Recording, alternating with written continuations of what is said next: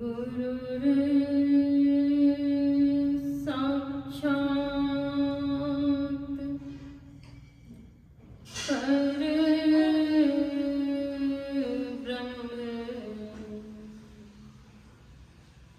तस्मै श्री गुरवे नमः। महाराज सद्गुरु जी राजन को राजा हैं जिनकी कृपा से शरण सर्व काजा।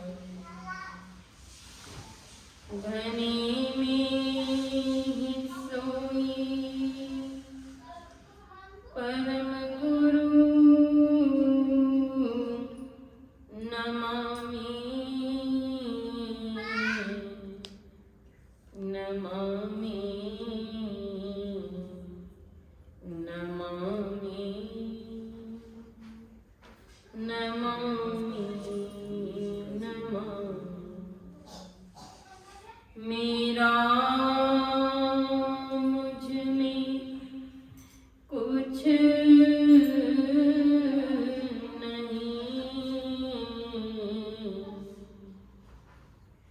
जो कुछ है गुरु तोरे तेरा तुझको सौंपते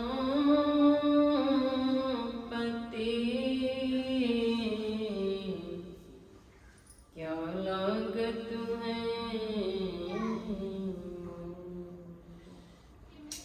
तेरा तुझको सौंपते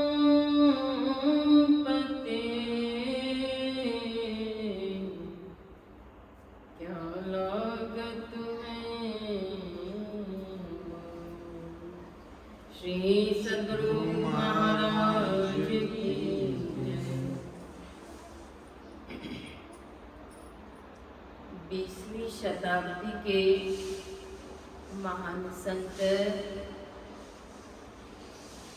विश्ववंदनीय सतत स्मरणीय परमाराध्य श्री सद्गुरु महाराज जी के पावन युगल चरणों में शतकोटि वंदन। परमाराध्य के मस्तिष्क स्वरूप गुरुदेव के पावन युगल चरणों में शत शत नमन।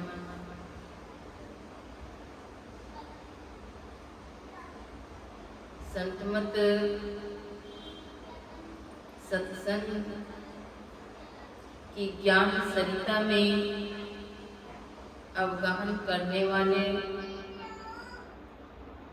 धर्म प्रेमी सज्जनों, आदरणीय माताओं एवं भक्तिमती बहनों, सबों का सादर अभिनंदन।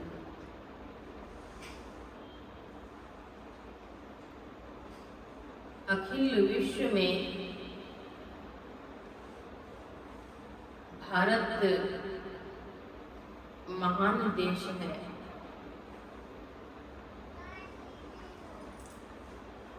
इस देश में समय समय पर अनेक संत जन अवतरित हुए, जिन्होंने अक्षय शांति के लिए भक्ति, ज्ञान और वैराग्य की त्रिवेणी में अवगाहन कराकर मानव को कल्याण पथ के पथिक बना दिए। मध्यकाल में राम भक्ति की पीयूष धारा को प्रवाहित करने वाले संत शिरोमणि गोस्वामी तुलसीदास जी महाराज हुए। इन्होंने अनेक ग्रंथों की रचना की। महाकाव्य रामचरित मानस में जीवन के संपूर्ण आदर्शों का उल्लेख किए। भाई भाई के प्रति क्या आदर्श होना चाहिए, पिता पुत्र के प्रति कैसे आदर्श हों, गुरु शिष्य के संबंध कैसे हों आदि विविध आदर्शों के वर्णन इन ग्रंथों में पाए जाते हैं। इस पावन ग्रंथ की वाणी विद्यालय से लेकर महाविद्यालय, विश्वविद्यालय तक के पाठ्यक्रम में संकलित किए गए। इसलिए भी कि मानव आदर्श से परिचित हो सके।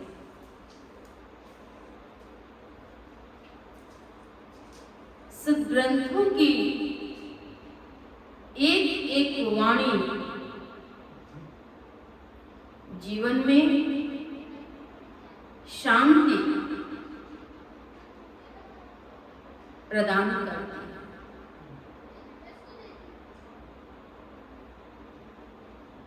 संतों की वाणी कल्याणकारिणी होती है। अभी हम लोग रामचरितमानस से पाठ श्रवण कर रहे थे।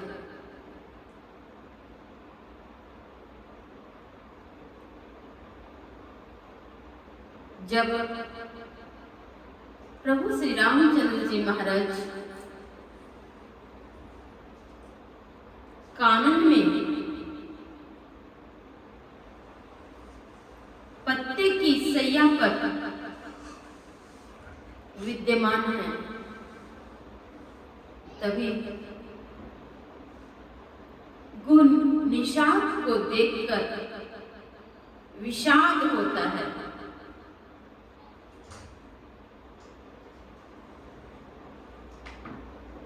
उन्हीं विषाद के समाधान में प्रत्युत्तर में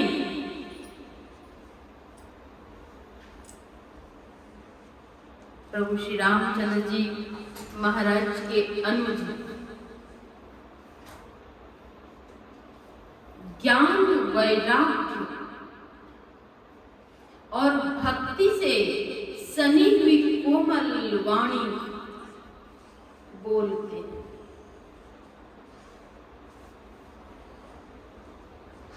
ज्ञान, वैराग्य और भक्ति जीवन में जिन्होंने भी ज्ञान, वैराग्य और भक्ति को धारण किए उनका मानव तन सफल और सार्थक।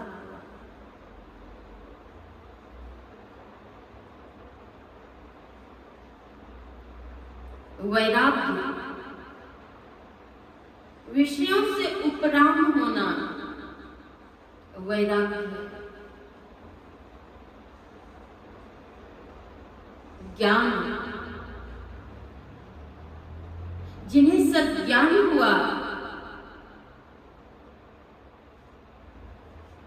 वे धन्य हो गए। एक बार की बात है, एक श्रद्धालु भक्त एक महात्मा को निमंत्रण दिए कि हमारे घर में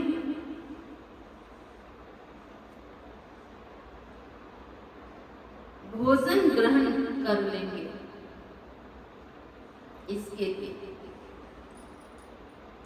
नियत समय पर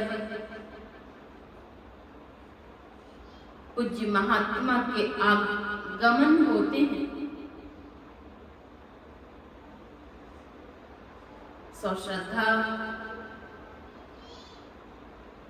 गृह पत्नी ने उन्हें भोजन कराया। भोजन में दही, चूड़ा और चीनी के प्रसाद में दिए। जेठ की मां थी, वे महात्मा भोजन ग्रहण किए। भोजन ग्रहण करने वक्त गृहपति ने पंखे भी झले, उससे हवा की। इस पावन दृश्य को एक वृद्धा माता जी देख रही थी।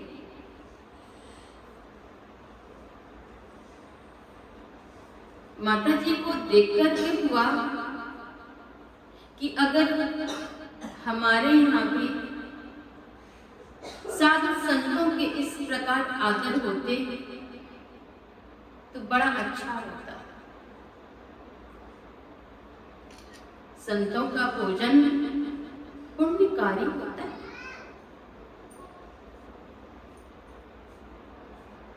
उन्होंने अपनी अर्जी की महात्मा जी से। माघ की पूर्णिमा के दिन निमंत्रण स्वीकार हुआ। माघ की पूर्णिमा के दिन थे और वे माता जी उस ठंड में दही, चूड़ा और चीनी के प्रसाद देती हैं ग्रहण करने के लिए, और साथ में पंखे भी चलते। लोगों के मन में हुआ कि आखिर ये क्यों झल रही हैं पंखे। महात्मा जी ने कहा, माता जी छोड़ दीजिए, ठंड लग रही है। माता जी ने कहा, बाबा उनके यहाँ जो दही चूड़ा के प्रसाद ग्रहण किए थे और पंखे की हवा भी आपने ली थी, वह आपको अच्छा था, और हमारे यहाँ की हवा आपको अच्छी नहीं लगती है। महात्मा जी ने समझाने की चेष्टा की कि वह समय धूप के थे, अभी ठंड के समय है। कहने का अर्थ यह है, यह अंधी श्रद्धा हुई, ज्ञान नहीं हुआ। अगर उसी वक्त पंखे के बदले में कंबल से सेवा की होती, चादर से सेवा की होती, वह सुखदायी होता। ज्ञान की आवश्यकता है। ज्ञान दो प्रकार के होते हैं, एक भौतिक, एक अभौतिक। पराविद्या और अपरा विद्या दो प्रकार की विद्या है। एक आंख से नीचे की विद्या और एक आंख से ऊपर की विद्या। बाह्य संसार में प्राथमिक विद्यालय, मध्य विद्यालय, उच्च विद्यालय, महाविद्यालय और विश्वविद्यालय, इसमें जो भी पढ़ाई होती है वह आंख से नीचे की विद्या है, भौतिक विद्या है। इससे असली सुख और असली शांति नहीं मिल सकती। संतों ने कहा कि इसके बाद भी विद्या है। वह विद्या कौन सी? आंख के ऊपर की विद्या है। बाह्य संसार की विद्या, पढ़ाई आंखें खोल कर होती है और संतों की विद्या जो ब्रह्मांड की विद्या है, उसके ज्ञान पाने के लिए संत जन कहते हैं आंखें बंद करने के लिए। बंद कराए पलक पट को, कहे बाहर में तुम मत भटको, सीधे सन्मुख सुषमन बिंदु को, गवाया बाबा देवी ने, संतन मत भेद प्रचार किया, गुरु साहब बाबा देवी ने। आंख से ऊपर की विद्या संत जन बतलाते हैं और उसी विद्या को पाकर कोई असली सुख को प्राप्त कर सकता है। उस विद्या को जब तक प्राप्त नहीं कर सकेंगे तब तक त्रयताप की धधकती ज्वाला में ज्वलित होते रहेंगे। संत जन कहते हैं पिंड छाड़ी ब्रह्मांड चले, ब्रह्मांड की विद्या है।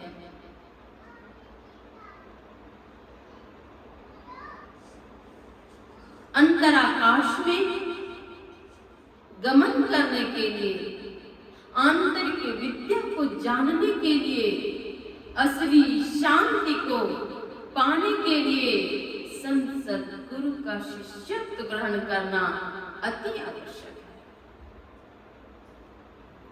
भगवान बुद्ध की अमृतमयी वाणी है कि निर्वाण से बढ़कर कोई सुख नहीं है। निर्वाण अर्थात मोक्ष, उससे बड़ा कोई सुख नहीं है। वह निर्वाण कैसे मिले, ब्रह्मांड की विद्या कैसे जाने? इसके लिए सद्गुरु के चरणों में जाना पड़ेगा।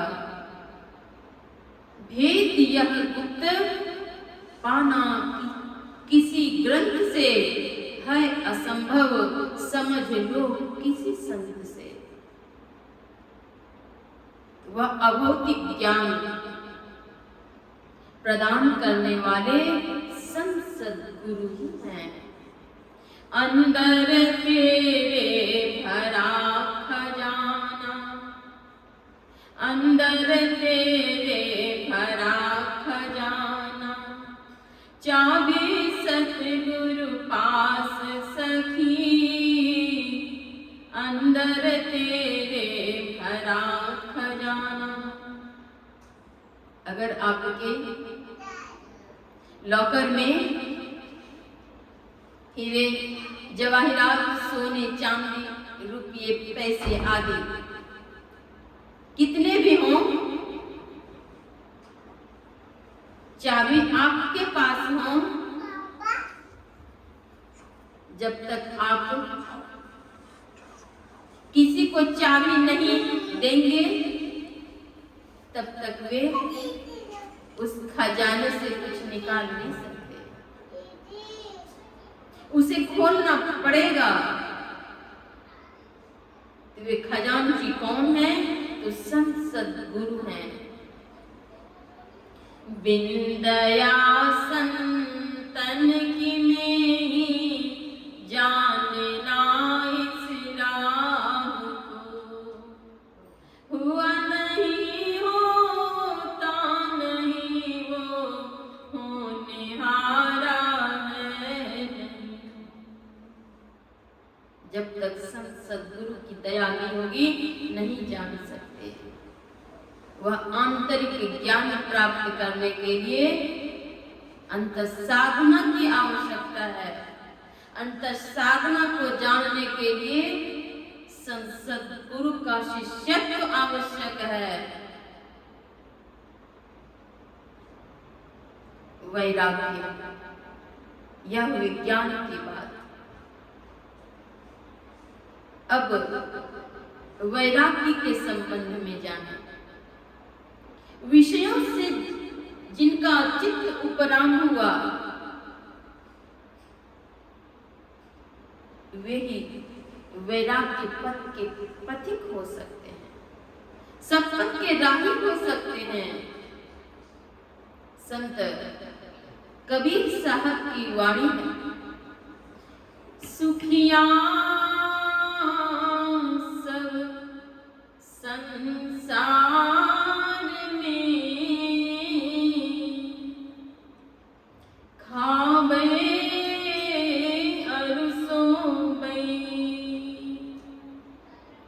दुखिया दास कबीर है, जागे अरो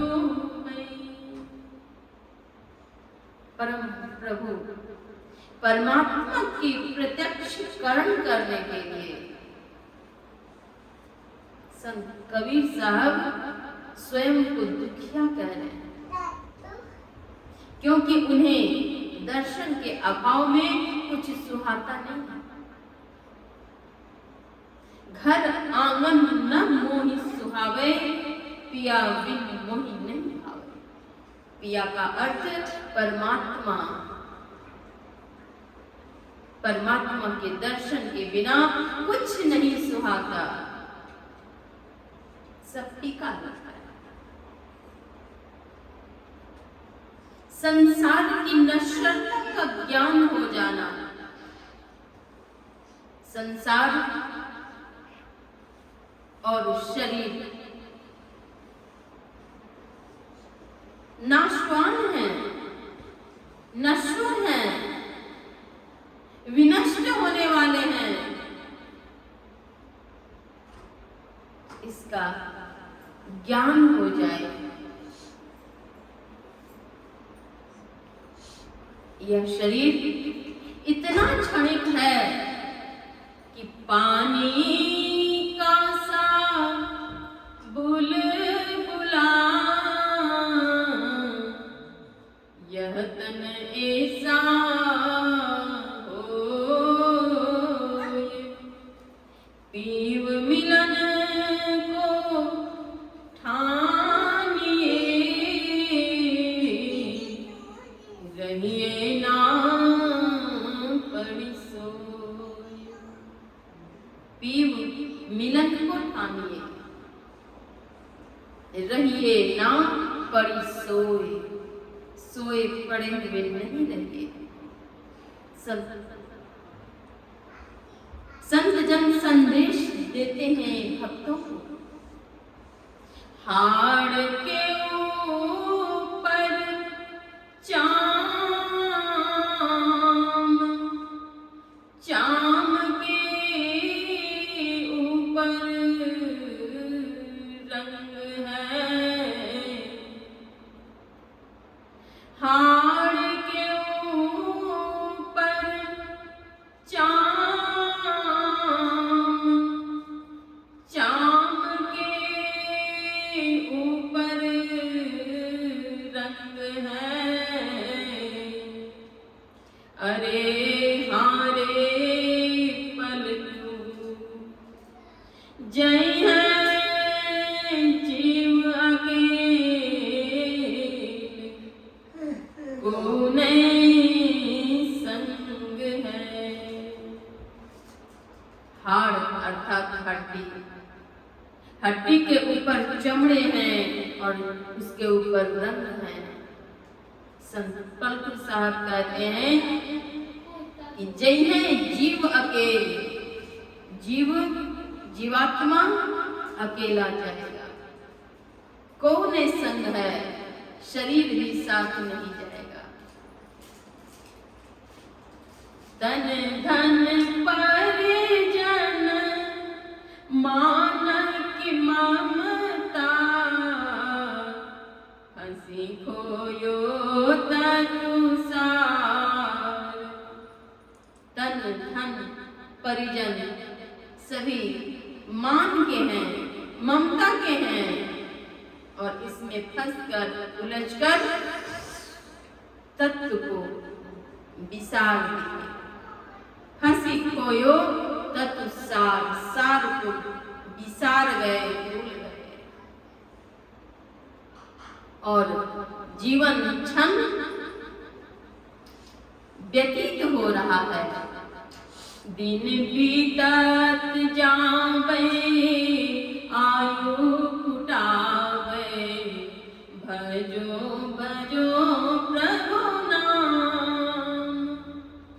सतगुरु महर्षि मही परमहंस जी महाराज कहते हैं कि दिन बीत रहे हैं, समय बीत रहे हैं, आयु शेष हो रहे हैं, इसलिए हे प्यारे लोगों, भजन करो, प्रभु नाम का सुमिरन करो, अंतर पथ चालो, प्रभु को पालो, प्रभु बिनु नहीं विश्राम। अंतर यात्रा करने के लिए संत जन संदेश देते हैं, उनके मांगलिक संदेश हैं।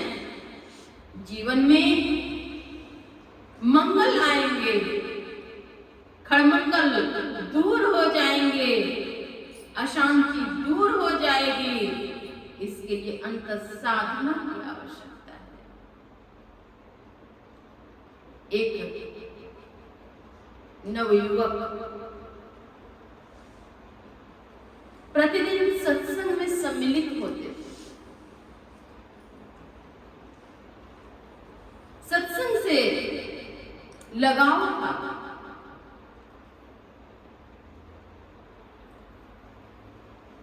कुछ दिनों तक वे सत्संग में नहीं आने लग गए।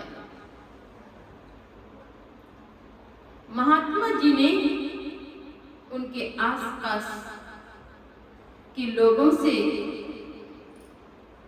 पूछने की कृपा की, वे फलाना आजकल सत्संग में नहीं आ रहे हैं, क्या बात है? उनके संगी साथी ने कहा, महात्मा जी उनकी शादी हो चुकी है कुछ दिन पहले, इसलिए वे नहीं आ रहे हैं आजकल। महात्मा जी कहते हैं उन्हें जाकर के सूचना देंगे कि महात्मा जी आपको याद कर रहे हैं। कहते हैं ठीक है। जाते हैं उनके घर और कहते हैं कि वे महात्मा आपको याद कर रहे हैं, जहां की बैठ करके आप रोज सत्संग कर रहे थे। अति शीघ्र ही वे पहुंचते हैं महात्मा जी के पास, प्रणाम करते हैं। महात्मा जी कुशल समाचार पूछते हैं। वे कहते हैं सब तो ठीक है। फिर पूछते हैं कि अच्छा आप सत्संग में नहीं आने क्या बात है? कहते हैं बाबा मैं क्या कहूं, 2 महीने पहले मेरी शादी हो गई और मेरी पत्नी हमें बहुत मानती है। मेरे अभाव में वे 1 मिनट रह नहीं सकती है, इसलिए मैं घर से निकल ही नहीं पाता। मैं जो जो सेवा कहता हूं तत्पर रहती है, हर वक्त मेरी सेवा के लिए तैयार। जो खाने की इच्छा हो कह देने भर की देर है तुरंत। बिस्तर आदि सब साफ सुथरे, घर की सजावट सब कुछ अच्छी तरह से वे करके रखती है। मेरे अभाव में वे थोड़ी देर भी रुक ही नहीं सकती, मन नहीं लगता। अच्छा ऐसा है जी, ऐसा है।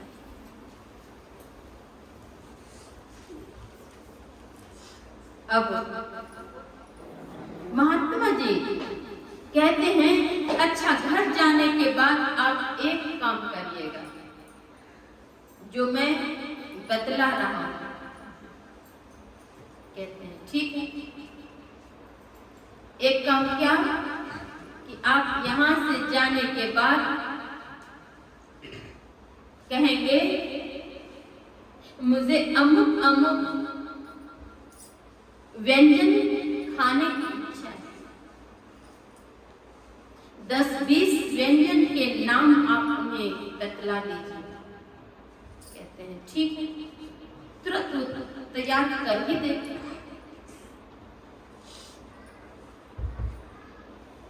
महात्मा जी कुछ व्यंजन के नाम और भी उन्हें बतलाते। वे जब तैयार कर लेंगे, इधर आप अपने अच्छे बिछावन पर पलंग पर सो जाइए और मैं जो क्रिया आपको बतलाने जा रहा हूं उस क्रिया को आप कर लेंगे। कहते हैं ठीक है। और उनके व्यंजन तैयार हो जाएंगे। आपको जब बुलाने के लिए आएगी तो आप खाने के लिए नहीं जाइएगा, आप श्वास की क्रिया रोक के रखेंगे और आप केवल सुनेंगे कि क्या क्या कर रही है, क्या कह रही है। कहते हैं ठीक है। महात्मा जी ने श्वास रोकने की क्रिया उन्हें कुछ बतला दी और महात्मा जी यह भी कह दिए कि जब तक मैं नहीं जाऊंगा तब तक आंखें नहीं खोली। कहते हैं ठीक है। और कुछ बोलना भी नहीं है। ठीक है। जाते हैं घर। नवयुवक घर जाकर के अपनी नई नवेली धर्म पत्नी से कहते हैं कि हमें अमुक अमुक व्यंजन बनाकर यथाशीघ्र दो, मुझे खाने की इच्छा है, भूख भी लगी हुई है। कहती है कि तुरंत में तैयार कर। रसोई घर जाकर भोज्य सामग्री तैयार करने लग गई। पाकशाला में भोज्य सामग्री तैयार करके थाली में परोस करके लेकर के आती हैं अपने पतिदेव के पास, रखती हैं और उन्हें उठाती हैं। उठिए, व्यंजन तैयार है, खाइए। हिला रहे हैं, डुला रहे हैं, कहीं कुछ नहीं, बोल ही नहीं रहे। उनको देख कर के हुआ कि शायद इनके प्राण उड़ गए, शरीर में प्राण नहीं है, हिल डोल कुछ नहीं, श्वास भी नहीं चल रही है।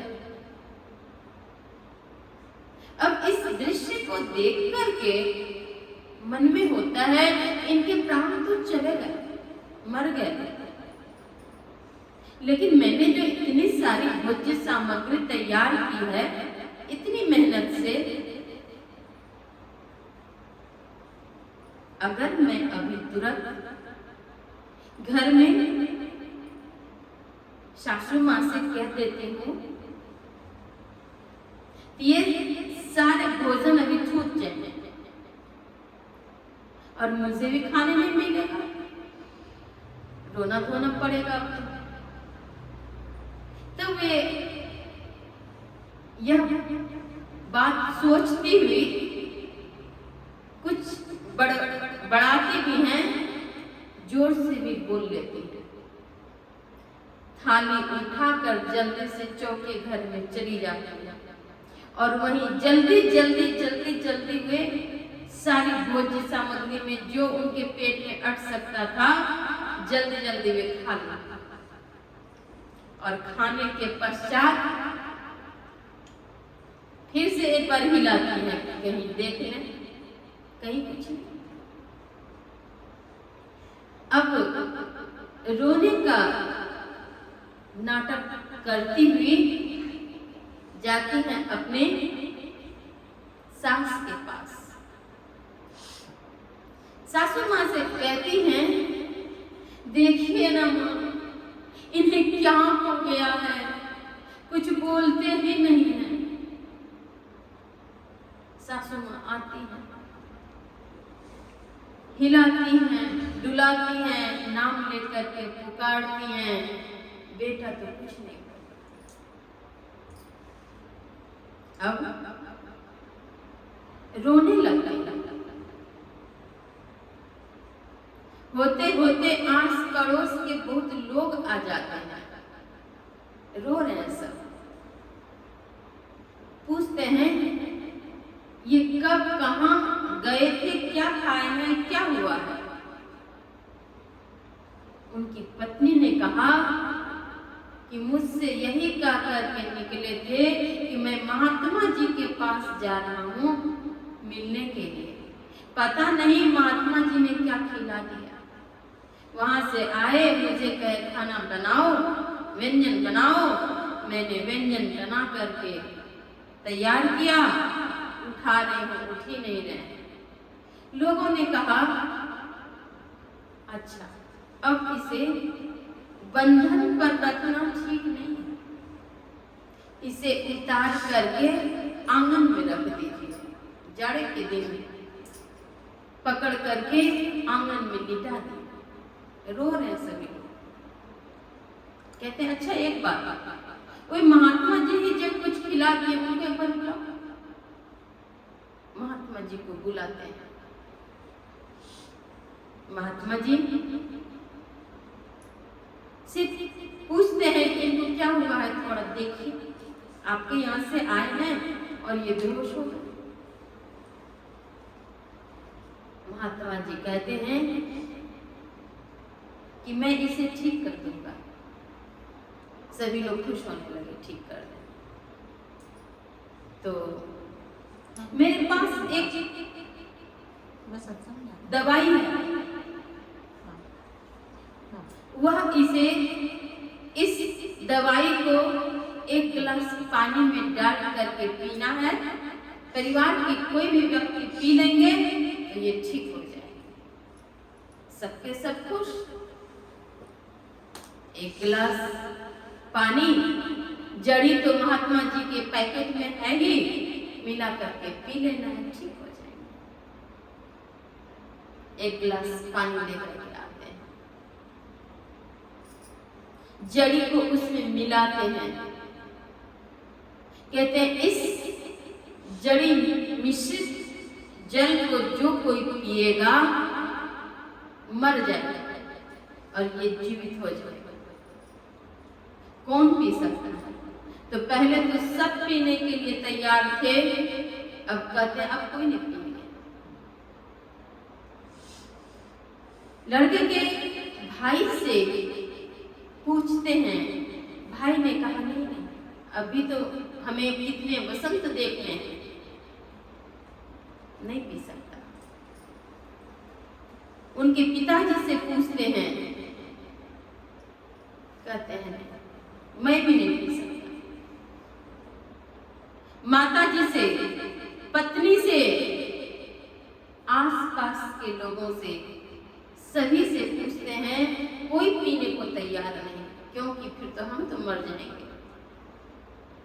पत्नी से पूछते हैं, कहते नहीं नहीं, एक पति जाएगा तो कितने पति आएंगे, नहीं पीना। कोई पीने को तैयार नहीं। महात्मा जी ने कहा कि अच्छा तो मैं ही पी लेता हूँ इसके जीवित होने के लिए। तो सभी लोग कहते हैं, हाँ बाबा हाँ, आपको तो आगे नाथ न पीछे पगहा, आपको तो कोई है ही नहीं, बाबा आप ही पी लीजिए, बच्चा तो जीवित हो जाएगा। देखिए जगत में स्वार्थ का व्यवहार। महात्मा जी ने कहा कि अच्छा मैं ही पी लूं, कहते हैं हाँ। महात्मा जी पी लेते हैं और कहते हैं, उठ रे बच्चा उठ, जाग। वे उठते हैं और वहां से चल देते हैं कानन की तरफ, जंगल की तरफ। वे देख लिए जगत में स्वार्थ का व्यवहार कोई किसी के नहीं है, इसलिए हमें ईश्वर भजन करना है। वैराग्य हो गया, विषयों से वैराग्य हो गया और वे भक्ति करने लग गए। एक प्रोफेसर मैथमेटिक्स के, वे प्रतिदिन संध्या वंदन करते थे और समय से कॉलेज जाते थे। एक बार वे ध्यान में बैठे तो लंबे समय तक बैठ गए, उन्हें कुछ याद न रहा। जैसे ही वे ध्यान से उठते हैं तब उन्हें याद आई कि अरे समय तो बहुत हो गया, हमें कॉलेज भी जाना है।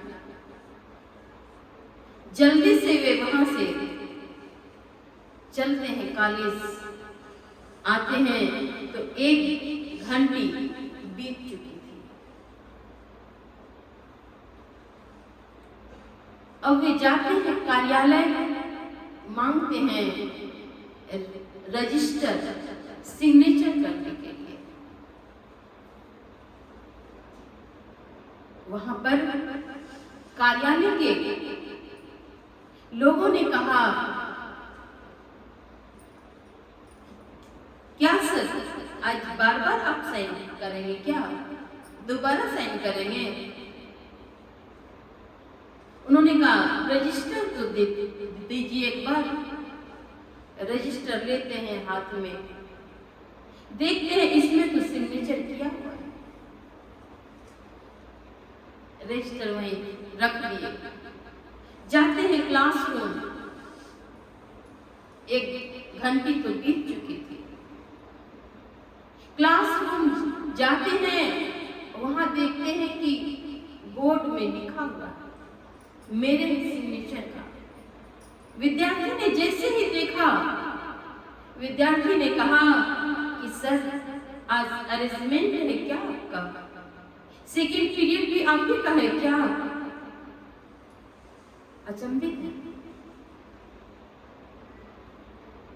विद्यार्थी ने कहा कि सर पहले घंटे तो आप पढ़ा चुके ना, आपने ब्लैक बोर्ड पर लिख करके समझा दिया, ये तो ब्लैक बोर्ड में आपने लिखा है, अभी तो आप निकले हैं सर, सेकेंड पीरियड आप ही लेंगे क्या? अरेंजमेंट है।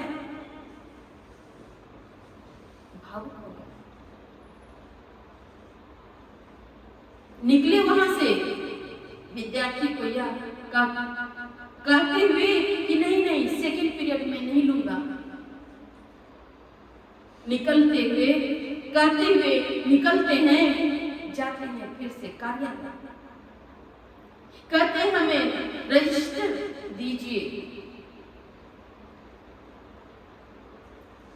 वहां के कर्मचारी ने कहा कि सर आज आप बार बार रजिस्टर मांग रहे हैं, या तीसरी बार है, बार बार आप ज्वाइन करेंगे क्या? रोने लगे बैठ करके, कहते हैं अब ज्वाइन नहीं करूंगा, रिजाइन करूंगा।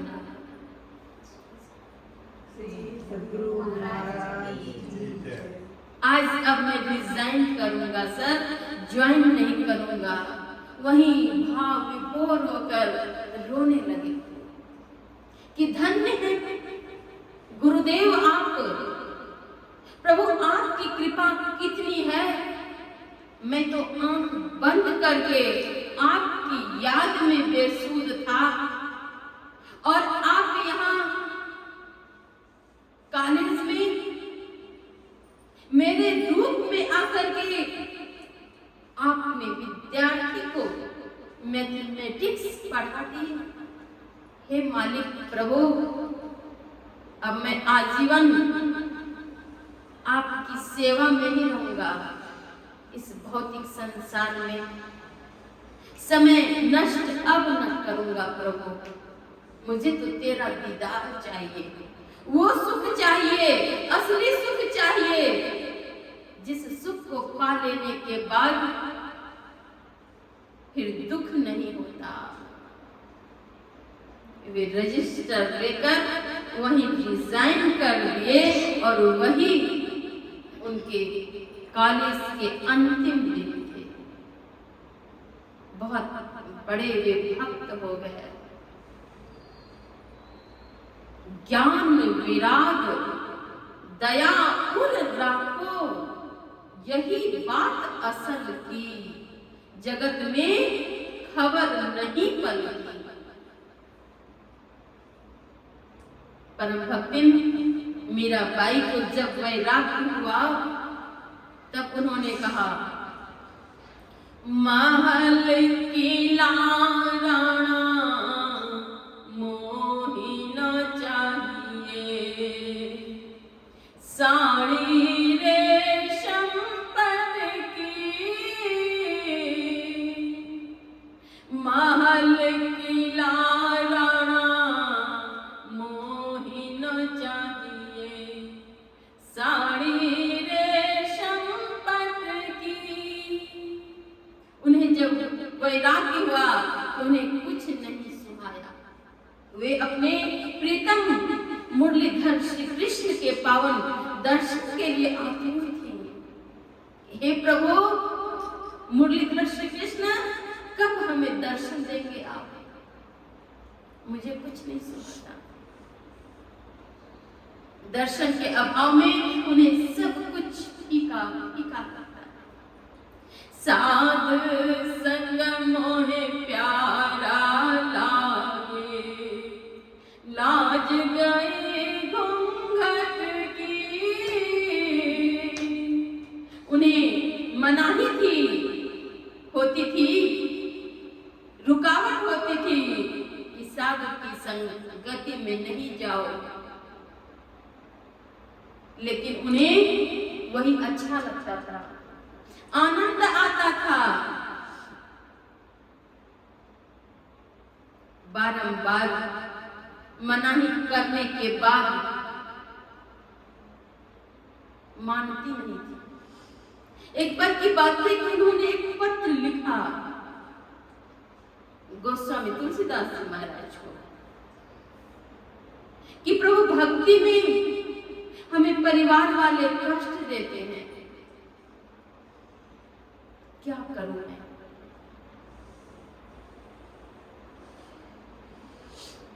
गोस्वामी जी महाराज उत्तर में लिखते हैं, जाके पियाना राम वैदेही तजिए ताहि कोटि वैरी सम यद्यपि